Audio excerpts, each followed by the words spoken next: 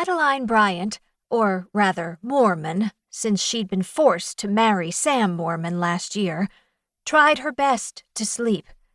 It was the wee hours of the night, her birthday, or it had been the day before. There had been a big party for her, and Sam had presented her with a gold nugget necklace worth a fortune.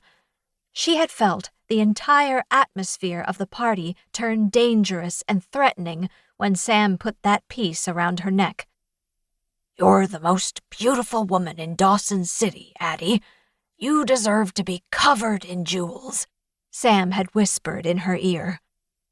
Addie had felt the weight of the necklace. It was like a chain that bound her to a life she despised. She wanted to say as much, but Sam had been mostly good to her, and she didn't want to cause a scene. She touched the place on her neck where the gold piece had lain. It was safely put away for the time being, but she knew Sam would expect her to wear it.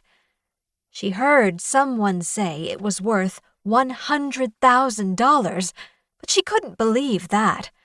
How could any one thing be worth that much money? Addie rolled over and tried again to get comfortable. Thankfully, Sam had still not come to bed, probably working downstairs at the Mormon Gold Palace, which included a gambling hall, saloon, and brothel. Unfortunately, Addie's suite of rooms was on the second floor, with many of the brothel rooms just down the hall, and the noise seemed to never die down. She punched the pillow and flipped onto her left side. She had lived in the Yukon since her father and brothers dragged her north in 1898 during the gold rush. She'd been just 15 years old and had no say over the matter, just as she'd had no say in marrying Mormon.